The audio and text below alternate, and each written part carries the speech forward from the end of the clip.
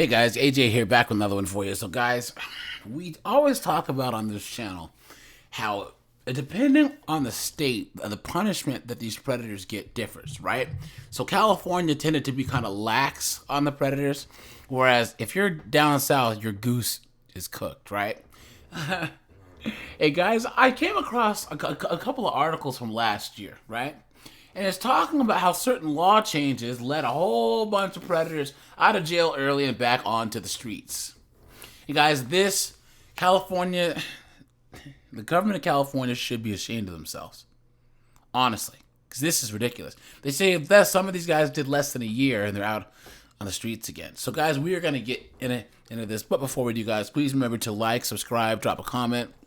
I am trying to hit 1,000 subs, hopefully by the end of this month. So make sure you are subscribed, guys. I go live Tuesdays and Fridays at 6 p.m. Eastern Standard Time. Join the Discord, guys. I drop the link during the Discord, or I can drop the link if you request it in the comments.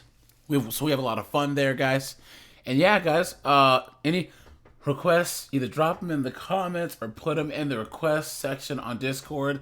And yeah, guys, let's jump into this. Sex offenders in California are getting less than a year in prison time. Clown world. According to the Daily Mail, over 7,000 sex offenders were released the same year they were convicted of crimes described as lewd or lascivious acts with a child under 14 years of age. Guys, doesn't that sound familiar? Lewd and lascivious acts under 14 for a child 14 years. That's the same charges that a lot of the pedos get on TCAP, but they get attempted, okay? The data was extracted from California Department of Justice's Megan's Law database, which provides information on registered sex offenders. In an interview with Tucker Carlson tonight, reporter Josh Boswell... Ugh, look at Tucker Carlson's face, man. Dude, man, he has a face that you would not tire of punching. And I imagine how many years that he spent like looking in the mirror trying to like develop that face of his where it looks like he's concerned but kind of having to take a shit at the same time.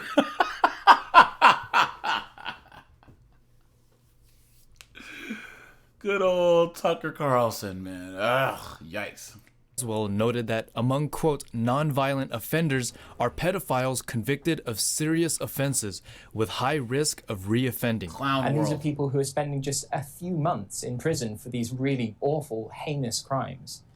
Proposition 57, which California voters passed in 2016, allows early parole and good behavior opportunities for nonviolent felons. Clown world. One sex offender from Santa Cruz County... Think about that, guys.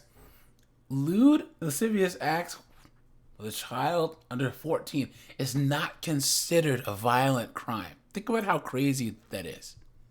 Was convicted in 2013 and reportedly started a new job in 2014. What? Compiled from California data on 55,000 sex offenders listed on July 2019, nearly 42,000 crimes were committed involving children. The average pedophile served 2 years and 10 months in prison. Based on November data, California's Department of Corrections and Rehabilitation currently houses a little over 96,000 individuals, nearly 3,600 less than last year, and almost 40,000 individuals are currently on parole. That's crazy. Guys, we have another video here. Let's do this. There we go. Good evening. The data that's now being released from a couple of years ago is alarming. Coco McAvoy. That's an interesting name. That sounds like a movie star name, or like a singer. Coco McAvoy. And disturbing. New tonight, a bombshell report says thousands of convicted pedophiles in California have been released from prison after only spending less than a year behind bars, despite a range of horrific acts, including rape. Isn't that crazy, guys? Someone in the comments, make this make sense. This is absolute clown world. There's no excuse for this, all right? None whatsoever. The analysis, first reported by the Daily Mail, used the latest available information from California's Megan's Law website to uncover the data. Some stats are based on data prior to 2019.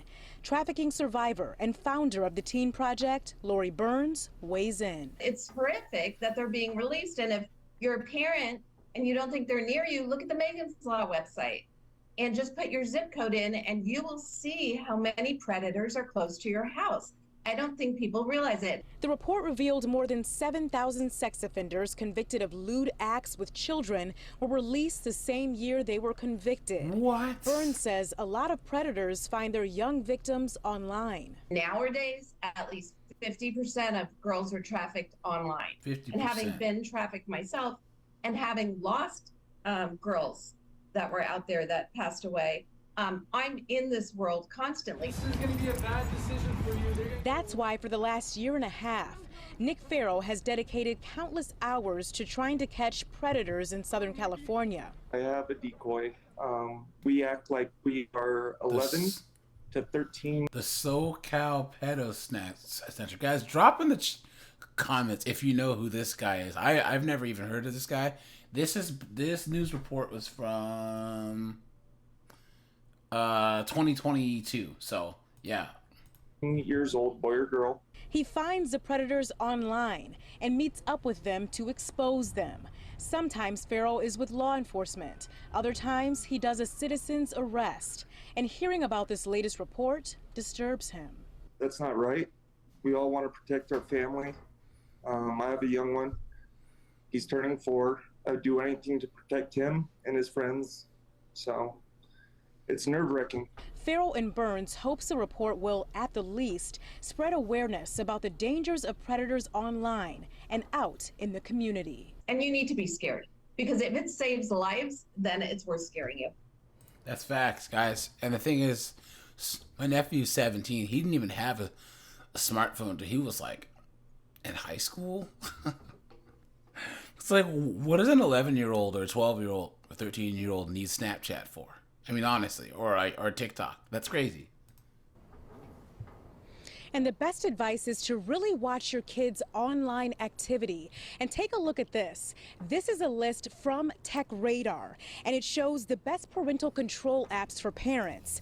And you're seeing the list right now. Some of the features on these apps even track keystrokes, so you can see every letter and word typed by your kid on their devices. And many of these apps listed are available on your iPhone, Android, or computer. And we have more information on our website, foxla.com. Back to you. Guys, this is crazy, man. And we have an article here that's going to really talk about how this happened, okay? And look at this. Thousands of California convicted pedophiles are being released from prison in less than a year. There are 201 pedophiles living near the state capitol in downtown Sacramento. A last-minute gut and amend bill in 2020 by Assemblyman Phil Ting lowered the age threshold for elderly parole from 60 to 50, creating a loophole that allows violent offenders to be eligible for elderly parole after serving only 20 years. Huh. Look at that. So today we find out that 7,000 offenders convicted of lewd and lascivious acts with a child under 14, sounds familiar, guys, right? Were released the same year they were convicted. The most common offense in that database was lewd or lascivious acts with a child under the age of 14, which they saw this 19,441 times. Despite the severity of this crime, the average time served was 2 years and 11 months. Look at that.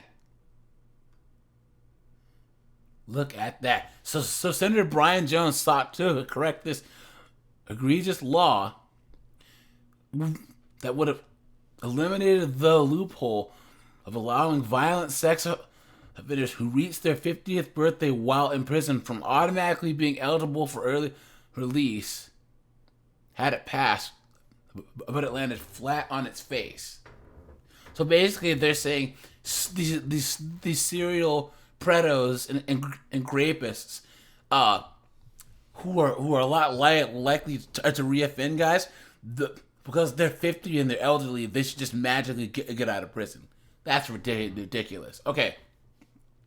And usually, guys, I try and keep these videos light-hearted, but there's nothing funny about this, guys. This is terrible. So victims and families of victims should not have to wonder if their attacker will suddenly get out of prison long before they finish their sentence. So this would mean someone who got life, like the guy that I did a video on a couple days ago in Florida. He got life for raping his girlfriend's daughter, right? This would let him out of jail. Look, he said that the bill landed flat on its face when Democrats in the California legislature killed it. Yikes. Ridiculous. Now, guys, here we go. How did this happen? What precipitated these evil bills? Proposition 47 in 2014 downgraded many felonies to minors. Downgraded many felonies to misdemeanors. Proposition 57 was passed in 2016, enabling early release of non-violent crimes. And there it is again, guys. They don't consider crimes against children oftentimes to be violent crimes. And then Bill 109, Governor Jerry Brown, prison realignment scheme shifted detainees from state prisons to local jails, overwhelming county jails. So that way they had to pass laws to keep even the most violent people in there. Look at this. Proposition 57 reduced prison sentences and reclassified some violent crimes as non-violent. What? These new laws eroded the three strikes law and have been a disaster for public safety, taking away the tools courts needed to rehabilitate drug offenders and open the door for rampant retail theft and reclassifying violent crimes and sex crimes as non-violent. Oh no, guys. Oh no.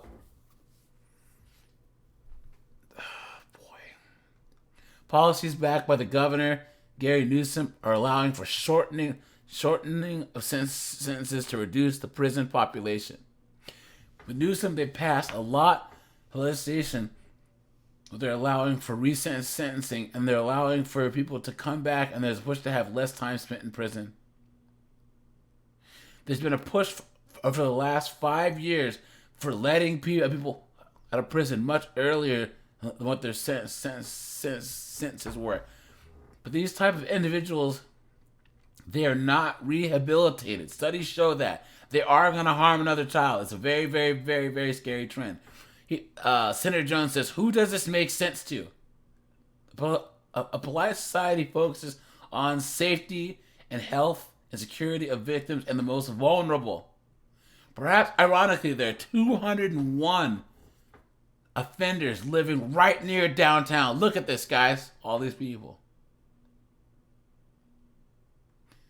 7,152 offenders that have committed this crime of lewd and lascivious acts with a child under 14 did less than 1 year. Guys, this is ridiculous, man. Guys, let me know what you think of this. Look at that.